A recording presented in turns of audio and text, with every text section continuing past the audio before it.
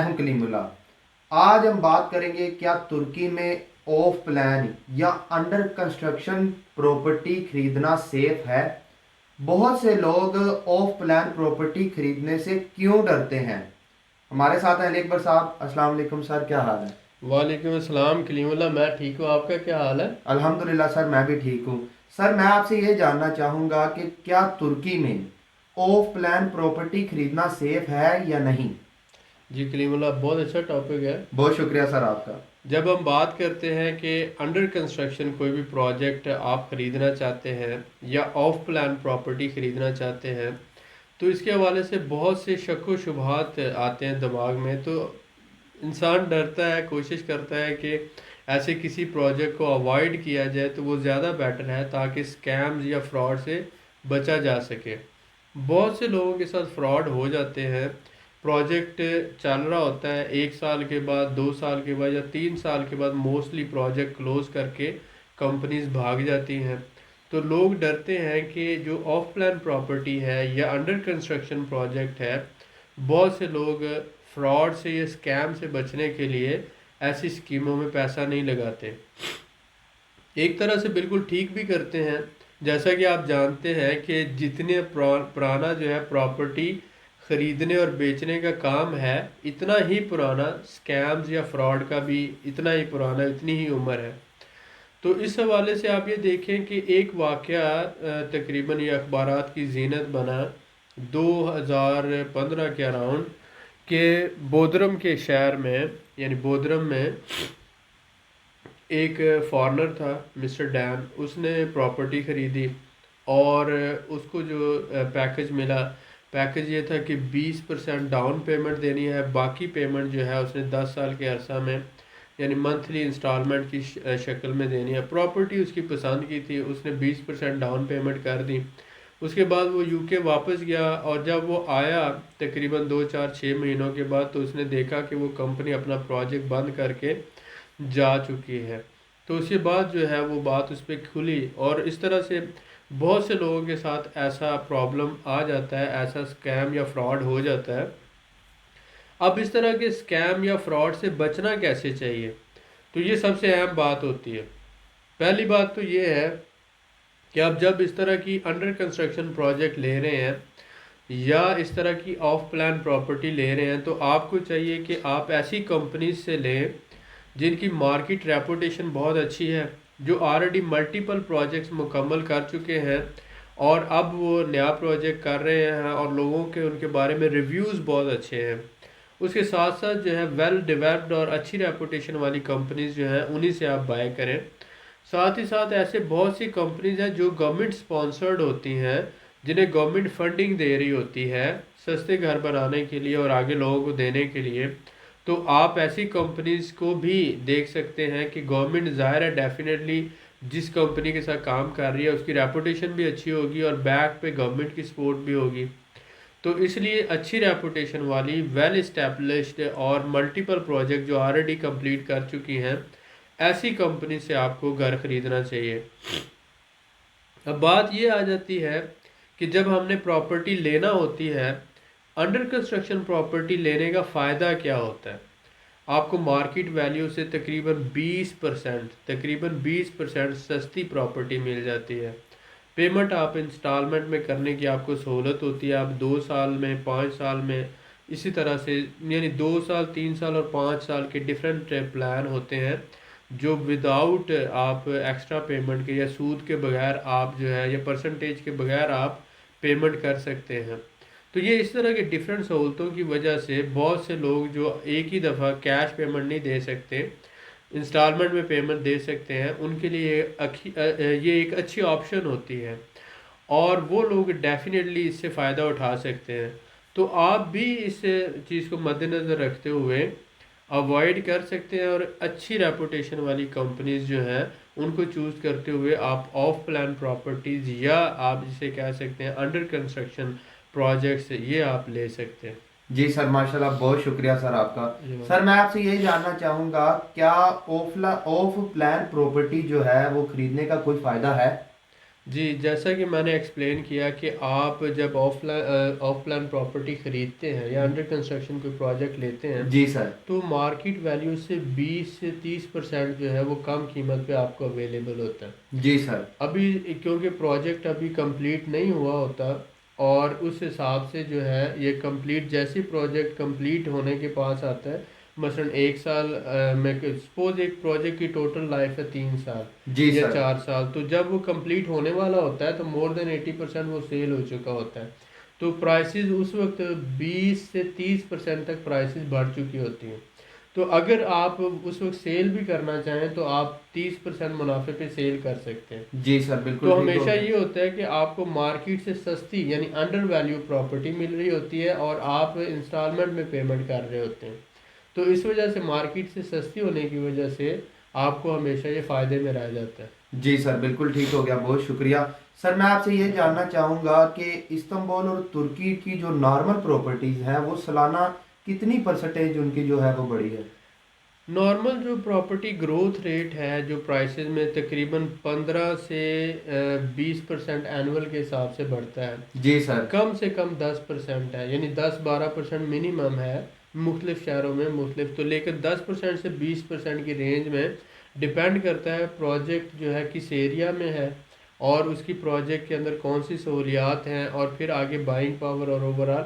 लेकिन 15 से 20% annual growth rate जो है वो कंसिडर किया जाता है। जी सर, बिल्कुल ठीक हो गया। सर अगर कोई हमारा भाई इंस्टॉलमेंट में प्रॉपर्टी लेता है तो पेमेंट प्लान उसका क्या होता है? कितने सालों में उसकी किस्तें क्लियर की जाती हैं? नॉर्मली आप ये होता है कि मुख्तलिफ कंपनीज जो हैं वो मुख्तलिफ सहूलतें दे रही होती हैं। ये 2 साल से 3 साल और 5 साल डिफरेंट प्रोजेक्ट्स हैं। और इसमें भी फिर वो आगे आ जाता है कि अगर आप डाउन पेमेंट 50% करते हैं तो आपके लिए जो बाकी इंस्टॉलमेंट है आप 2 साल में दे दें, तो वो विदाउट आप कह लें कि इंटरेस्ट के बगैर या परसेंटेज के बगैर। इसी तरह से अगर आप 30% पेमेंट करते हैं तो आप बाकी जो है वो कर लेते हैं। सम टाइम वो डिपेंड करता है कि 1.5 साल का अरसा या 18 महीनों का। और 20% जो आ जाता है, तो 20% मिनिमम है। कम से कम आपने 20% डाउन पेमेंट करना होती है, फिर 30% की ऑप्शन है, फिर इसी तरह से 50% की ऑप्शन है। जी सर, ठीक हो और गया। ये 2 साल 3 साल और 5 साल तक चला जाता है विदाउट, जिसे हम कहते हैं मुख्तलिफ कंपनीज मुख्तलिफ जो है वो ऑफर्स दे रही होती हैं, तो विदाउट इंटरेस्ट या परसेंटेज के 5 साल तक जो है इन कंपनी क्रेडिट इंस्टॉलमेंट पे आप ले सकते हैं। जी सर, बिल्कुल ठीक हो गया, बहुत शुक्रिया। सर जैसा कि आपने जिक्र किया कि मुख्तलिफ जो कंपनियां हैं वो ऑफर्स दे रही होती हैं, जी जी। तो मैं आपसे ये जानना चाहूँगा कि कौन सी डेवलपर कंपनीज से प्रॉपर्टी खरीदनी चाहिए हमारे भाइयों को? ये एक बहुत अच्छा सवाल है। बहुत शुक्रिया सर आपका। आप जब भी मार्केट में प्रॉपर्टी ख़रीदना चाहते हैं तो आपने ये कोशिश करना होती है कि ऐसी डेवलपर कंपनी जो पिछले 5-10 साल से प्रॉपर्टी फील्ड में है और जो मल्टीपल प्रोजेक्ट 1 2 3 4 प्रोजेक्ट मुकम्मल कर चुकी है और उसके बाद लोगों को हैंड ओवर कर चुकी है, मार्केट में उसकी रेपुटेशन अच्छी है और गवर्नमेंट के साथ भी प्रॉपर रजिस्टर्ड है, और एक अच्छी डेवलपर अच्छी रेपुटेशन वाली कंपनी है, डेवलपर कंपनी है, तो उसी से आप प्रोजेक्ट लें। बहुत सी कंपनीज ऐसे होती हैं जो मार्केट में नई नई आती हैं और ऐसी जो ऑफर्स कर रही होती हैं जिनको वो एक्चुअली पूरा नहीं कर सकते। वो सिर्फ आपसे डाउन पेमेंट लेते हैं और उसके बाद जो एक्चुअल वो ऑफ़र दे रहे होते हैं उनको पूरा करने की उनके अंदर कैपेसिटी नहीं होती या उनके अंदर वो पोटेंशियल नहीं होता। तो बाद में वो बहुत से लोगों का डाउन पेमेंट लेकर वो भाग जाती हैं, तो इस तरह से बहुत से लोगों का लॉस हो जाता है।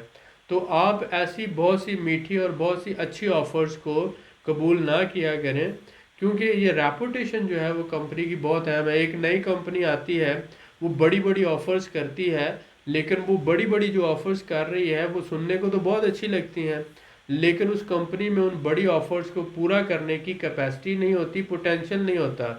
वो लोगों की डाउन पेमेंट्स लेते हैं और उसके बाद मार्केट से गायब हो जाते हैं। लोग उनके बाद में उनके ऊपर आप मुकदमा करते रहे या फॉलो अप करते रहे, वो बात के मामलात हैं, लेकिन आपके साथ तो स्कैम हो गया, फ्रॉड हो गया। इसलिए किसी भी कंपनी की बड़ी बड़ी और बहुत ही अच्छी ऑफर्स के पीछे ना जाएं, बल्कि ये देखें कि उस मार्केट में उस कंपनी की रेपुटेशन क्या है, कितने अरसे में 5 साल 10 साल या 15 साल से ये प्रॉपर्टी लाइन में है, क्या वो गवर्नमेंट के इदारों के साथ काम कर चुकी है या पहले उसने कौन से प्रोजेक्ट कंप्लीट किए हैं और लोगों की उसके बारे में राय क्या है, और उसके बाद आप सोच समझ कर इन्वेस्टमेंट करें, ना कि आप अच्छी और खूबसूरत ऑफर्स को देखकर आप भी पेमेंट दे दें और बाद में अपना लॉस करवा बैठें। जी सर, माशाल्लाह, बहुत शुक्रिया सर आपका। सर मैं आपसे ये जानना चाहूँगा कि जैसा कि आप जानते हैं हमारे भाइयों को लैंग्वेज नहीं आती, लैंग्वेज बैरियर है उनके लिए, जी तो जी। उनको तुर्की में प्रॉपर्टी खरीदने के लिए किस तरह के रियल एस्टेट एजेंट से सर्विस लेनी चाहिए? जी ये बहुत अच्छा सवाल है। बहुत शुक्रिया कोई सर। भी रियल एस्टेट एजेंट जो है वो गवर्नमेंट की तरफ से अगर तो लाइसेंस्ड है। जी सर। सबसे पहली बात कि उसका एक नॉर्मल प्रॉपर ऑफिस है जहाँ वो बैठता है, और दूसरा उसके पास गवर्नमेंट का दिया हुआ लाइसेंस है, जी और सर। तीसरा वो 5-10 साल से प्रॉपर्टी लाइन में है, टर्किश लैंग्वेज को समझता है, बोलता है। तो जितने भी टर्किश शहरी हैं डेफिनेटली, अगर कोई भी ऐसा टर्किश शहरी है, अगर आप कोई फॉरेनर से सर्विस लेते हैं तो या तो उसका एम्प्लॉय होगा या टर्किश शहरी खुद होगा, तो उसको लैंग्वेज आनी चाहिए जी ताकि वो सर। मालिक मकान के साथ निगोशिएट कर सके। उसके बाद से गवर्नमेंट का दिया हुआ लाइसेंस होना चाहिए प्रॉपर्टी रियल एस्टेट एजेंट का, और उसका नॉर्मल एक ऑफिस होना चाहिए, और मार्केट में उसकी अच्छी रेपुटेशन होनी चाहिए। सही हो गया सर। ये सारी चीज़ें आप देखें, उसके बाद आप उस रियल एस्टेट एजेंट से सर्विस लें, तो मेरे ख्याल में ये ज़्यादा सिक्योर और अच्छी बात। जी सर, बिल्कुल ऐसा ही है, बहुत शुक्रिया। सर मैं आपसे जानना चाहूँगा कि ऑफ प्लान प्रॉपर्टी बेचने का डेवलपर कंपनी को क्या फ़ायदा होता है, और जो हमारा भाई प्रॉपर्टी खरीद रहा है उसको क्या फ़ायदा है? देखें ये बहुत अच्छा सवाल है। बहुत शुक्रिया सर। जब आप कहते हैं कि कोई भी कंपनी प्रोजेक्ट के लिए फाइनेंसिंग कैसे हासिल करती है, कुछ पैसा तो बैंक फाइनेंस करते हैं, और कुछ जब वो प्रॉपर्टी ऑफर करती है कंपनी, तो वो फिर जो बायर्स होते हैं उनसे वो कलेक्ट करती है। तो एक तो डाउन पेमेंट की सूरत में फंडिंग और फाइनेंसिंग मिलती है कंपनी को अपना प्रोजेक्ट मुकम्मल करने के लिए। जी सर। जो भी मसलन आपने या मैंने घर ख़रीदा, मैंने 20% 30% डाउन पेमेंट दी, और साथ ही साथ मैं हर महीने किस्तें भी दे रहा हूँ। तो वो जो हर महीने किस्तें दे रहा हूँ और साथ में मैंने डाउन पेमेंट दी, ये कंपनी को जा रहा है फंडिंग की सूरत में, जी सर। फाइनेंसिंग की सूरत में, और इससे वो कंपनी को अपना प्रोजेक्ट कंप्लीट करने में आसानी होती है। तो कोई भी कंपनी प्रोजेक्ट शुरू करती है उसके पास 20 या 30% फाइनेंसिंग होती है, बैंक से फाइनेंसिंग लेते हैं, तो उसके बाद प्रोजेक्ट शुरू करके वो ऑफर कर देते हैं बिल्कुल कि ठीक हो हम गया दो सर। साल में 3 साल में या 5 साल में ये प्रोजेक्ट, या 3 साल में ये कंप्लीट करके हैंड ओवर करेंगे। तो इसमें ये सहूलियात होंगी, ऐसा होगा ताकि लोग वहाँ पर बाय करें, और बाय करने के बाद पेमेंट्स दें, और उससे वो कंपनी अपना प्रोजेक्ट मुकम्मल करे। ठीक हो तो गया सर। कंपनी को उससे फाइनेंसिंग और फंडिंग मिलती है, और दूसरा ये कि मुनाफे के साथ वो प्रॉपर्टी सेल कर सकती है। लेने वाले को क्या फ़ायदा होता है कि उसको मार्केट से कम कीमत पर, जब उस वक्त मार्केट जो है 2 साल बाद 3 साल बाद प्रॉपर्टी की प्राइसेस और होंगी, लेकिन ये आज ले रहा है, जो आज की मार्केट वैल्यू है इस हिसाब से ले रहा है। सही हो गया तो सर। आज की मार्केट वैल्यू सपोज ये है कि 1000 स्क्वायर मीटर है, तो 3 साल बाद हो सकता है 1500 स्क्वायर मीटर हो, तो आप आज के हिसाब से पेमेंट कर रहे हो, लेकिन आपको प्रॉपर्टी जो है वो 3 साल बाद मिलेगी। तो इसका मतलब उस वक्त 30% या 40 या 50% वैल्यू बढ़ चुकी होगी, आपने आज के हिसाब से पेमेंट देनी है। जी सर, ठीक तो हो गया। एक तो ये फ़ायदा हुआ आपको, दूसरा ये कि आने वाले वक्त में आपकी जो वैल्यू है उसकी प्रॉपर्टी की बढ़ चुकी होगी। तीसरी, कोशिश करें कि ऐसी कंपनी से लें जो आपको रीसेल की एश्योरेंस दे, या आपको रेंटल गारंटी दे, कि या आपको जो एग्ज़िट प्लान दे। एग्ज़िट प्लान क्या होता है कि सपोज़ करेंगे आपने एक प्रोजेक्ट ले लिया, अब ये 5 साल का प्रोजेक्ट था या 10 साल का था, अब 2 साल बाद आपकी फाइनेंशियल कंडीशन इतनी अच्छी नहीं रही कि आप मंथली इंस्टॉलमेंट दे सकें। जी सर। अब आपने 20% एडवांस भी दिया हुआ है और 3 साल की किस्तें भी दी हुई हैं, लेकिन आगे मज़ीद किस्तें नहीं दे पाते, तो कंपनी आपको ऑफ़र करती है कि आप कंपनी को ही ये सेल कर सकते हैं, या कंपनी आपका किसी और को सेल कर देगी। आपको 20% और प्लस जो इंस्टॉलमेंट आपने दिए हैं विदाउट एनी लॉस, वो आपको वापस कर दिया जाएगा। ज़बरदस्त सर। तो इसको एग्ज़िट प्लान कहते हैं। तो जब भी आप प्रॉपर्टी लेते हैं तो हमेशा एग्ज़िट प्लान को जहन में रखें और रीसेल को जहन में रखें, क्योंकि देखें हालात कभी भी बदल सकते हैं, मुश्किलात भी आ सकते हैं और मज़ीद अच्छे भी हो सकते हैं। लेकिन अगर आपके पास एग्ज़िट प्लान नहीं होगा तो आप लॉस में जा सकते हैं। तो बहुत सी कंपनीज एग्ज़िट एग्ज़िट प्लान नहीं देती, उनसे आप ना खरीदें। आप ऐसी कंपनी से ख़रीदें जो आपको एक नॉर्मल एग्ज़िट प्लान देती है और आपको रीसेल की भी गारंटी देती है। तो वो जी सर, ज़्यादा अफोर्डेबल भी है और ज़्यादा सूटेबल भी है। बिल्कुल ठीक हो गया सर, माशाल्लाह, बहुत शुक्रिया सर आपका, आपने बड़े ही तफसील से मेरे सवालों का जवाब दिया, मैं आपका बड़ा यू शुक्रगुजार हूँ। वेलकम।